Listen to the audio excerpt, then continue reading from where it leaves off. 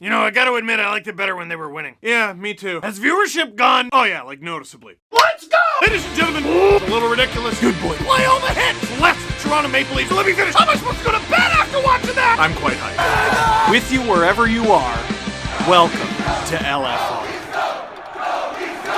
Leafs! I'd gotten so used to it. Lose 5-3 to the Tampa Bay Lightning. I want to make this LFR a little different because I don't think we need to go as long with this LFR, and I also don't think we need to go through this goal by goal. You saw what happened. It was 2-2 after 2, not a perfect period. But at the end of the day, they showed some fight. Tie it up before the end of the first. We expect that from the Leafs. The power play looks much better, and they're showing more fight. I don't think the officiating needs to factor into this. Yes, there was a pretty obvious missed call on Austin Matthews that ended up leading to a Tampa power play where they scored. There's also a William Nylander high stick that should have definitely been a high stick. The non-icing call at the end of the game was mystifying, but there's a reason I'm choosing this video. This is game 28 out of 82. We Missy Elliott, put our thing down, flip it, and reverse it. And then we say it backwards, only it's not revealed that she's saying it backwards for about 2 decades. If you're too young to understand who Missy Elliott is, excuse me while I go and die. Anyway, as long as we're talking about themes, yeah, they showed some fight in the first period. They ended up falling behind. Kasha basically tried to will them to a win. Only got 2 goals. Not very good. That's a joke. Michael Bunting got unbelievably... How did he not score that? Simultaneously a hat pick and a dang it. But what I'm about to show you, this was a theme, especially early in the season. And it's creeping back a little bit. Here are the Toronto Maple Leafs, and the deserved win-o-meter from Money Puck shows that they deserve to win this game, simulated 1,000 times, 77.1% of the time. You want to be this team. And it's true, they outshot the Lightning by a pretty wide margin. The offense, I don't really have any notes about the offense. I thought the Leafs looked great offensively. Remember, the Lightning have Andrei Vasilevsky. This wasn't Jack Campbell's sharpest game in the world, but holy cow was he hung out to dry. And you might say, no, he wasn't. The Leafs outshot Tampa by a lot. Yeah, but the shots that the Leafs defense gave up, specifically Muzzin Hall, were dead to rights. And we can't let Riley Brody off the hook either. Now, granted, those guys are going to be playing a lot more. Christian Rubens is in the lineup. Liljegren wasn't always in the lineup. Sandin and Dermott are both out with injuries. But I didn't see either of those players as the problem, did you? The issue to me was the Leafs' top 4 defenders were relied upon far too heavily, and they did not live up to the task at all. And I'm sorry, unless it's a playoff game going to overtime, what is Jake Muzzin doing playing over 25 minutes? I don't think that dude's played a healthy game this season. And of course, the penalty kill not looking as sharp, 5-on-5 defense not looking as sharp. Mitch Marner plays no small part in that by being out of the lineup, and he's going to be out of the lineup until 2022 by the sounds of it, or close to it. So I want to take a bunch of your questions because a game like this, yeah, it's a test against Tampa. Tampa is somehow 8-1-1 without Kucherov and Point, which is... how? But Tampa didn't have Kucherov, they didn't have Point, they didn't have Cirelli, and no, you were not going to win every game. Eventually, the Leafs were going to regress. Jack Campbell wasn't going to be a 940 forever. But I think it's time we have a conversation because of a tweet like this. From James Myrtle, the Lightning bumped the Leafs to 3rd in the Atlantic. I can't even... I have to pause before we continue. The Leafs just came off it. They had a not so bad October, a bit of a wobbly start, but it was a mediocre October. They had the best November in NHL, in their franchise history. They were first place in the NHL at times, and they lose, 3 out of 4 games? And they're 3rd in the division! Let me continue. Lightning bumped the Leafs to 3rd in the Atlantic. All 3 of Florida, Tampa, and Toronto are on pace for 111 plus points. That's so not fair. Leafs have lost 3 of last 4 and allowed 18 goals in those games. Their issues defensively are catching up to them. Campbell couldn't be a 940 forever. Now, this isn't a reactionary take, guys. This isn't a reactionary take because they've lost 3 of 4 after they come off the best month in franchise history, or at least the best November. If the playoffs were to start today, they're gonna play Tampa or Florida. And you got to bank on those teams being healthy. That's the way the Atlantic is shaping up right now. In the first round, you're not going to get the last seeded Montreal Canadiens again, which proved to be a tough enough task. You're going to get probably one of the Panthers or the Lightning. All you have to do, by the way, to avoid those two teams is pass them both in the standings. That shouldn't be too hard, right? I say all that to say this. The identity, the makeup, the gumption of this team seems to be different. It does. They seem to be a little tougher, a little harder to play against. They don't take as much guff. Penalty kill's all right. Power play is clicking. Lines 1 through 4 doing great. Best face-off team in the entire league. They're a little heavier. Jack Campbell's playing great. There's a little concern about workload there, but what are you going to do? Peter Mrazek is coming back soon, so that's positive news. Let's pretend the Leafs defense is fully 100% healthy come day one of the playoffs. Riley Brody, Muzzin Hall, Sandin, and one of Dermott or Liljegren.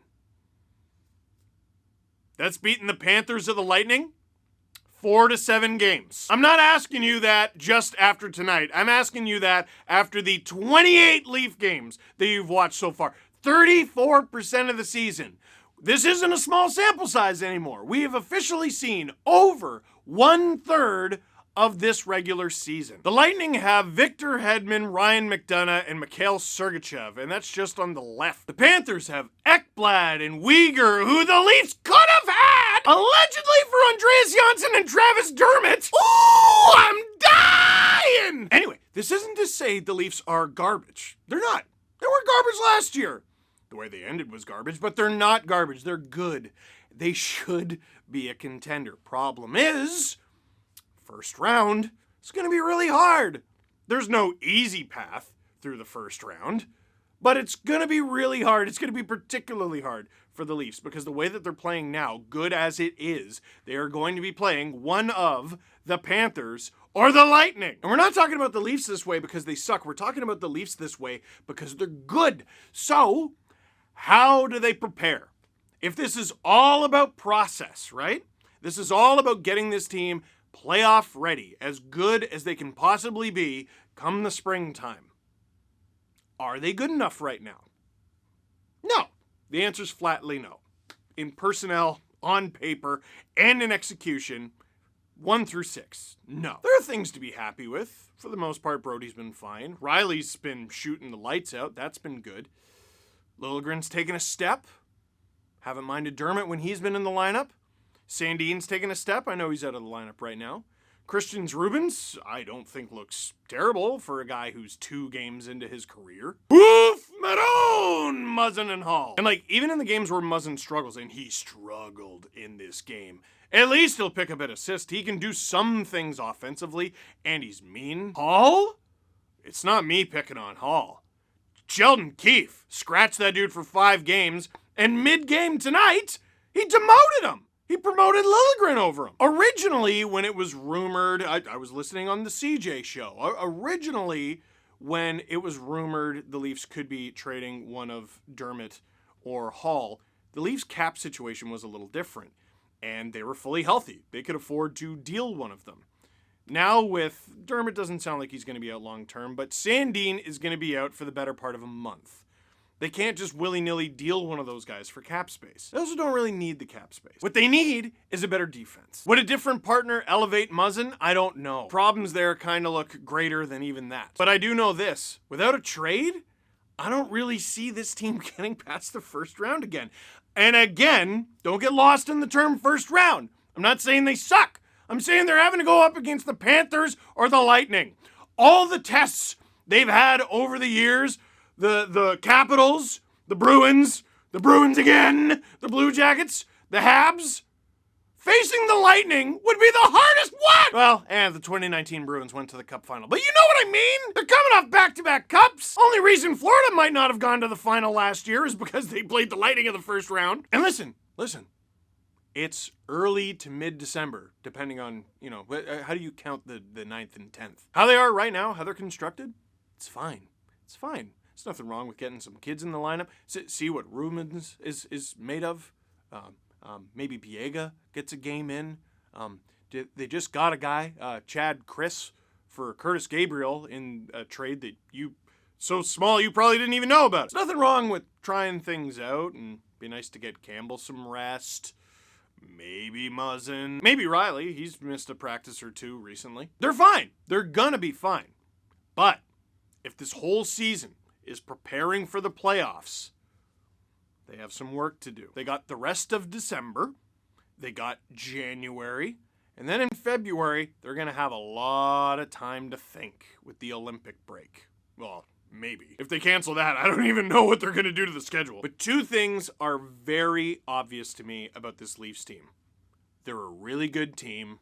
Their defense is going to get them nowhere fast. Questions. Banish the Hall and Muzzin pairing forever? Also, do you think we make a trade soon with all the injuries? I don't think you make a trade because of the injuries. The Leafs are doing what they should be doing.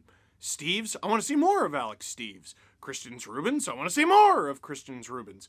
They're about to get Dermott back. They're about to get Mrazek back. They're about to get Mikheyev back. They're about to get a player back at almost every position. If you're trying to contend, but it's December, you don't make a move because there's injuries now. You make moves that will make you better in 4 months. If a trade does come, and it does help with the injury situation, great, as long as it helps them in 4 months. I don't really think the solution here is a rental. The Leafs simply need to be better for the long term. Maybe permanently, or at least in an audition way, putting Liljegren with Muzzin is part of the solution there. It's something that I think they definitely need to try again before they make a big move. Team overall played toe-to-toe with the champs. Defensive mistakes by our alleged shutdown pair cost us. Will there be changes? This was every question I got after this game. So it's not me picking on them. It's just painfully obvious. But I'll use this question to bump a Sheldon Keefe quote because it's relevant. Hey, maybe Christians Rubens gets a few more minutes. Sheldon Keefe on Rubens through 2 games. I think he's done a good job. There were times today that I thought he looked overwhelmed. He's a great guy. He battled a bunch today. He was physical.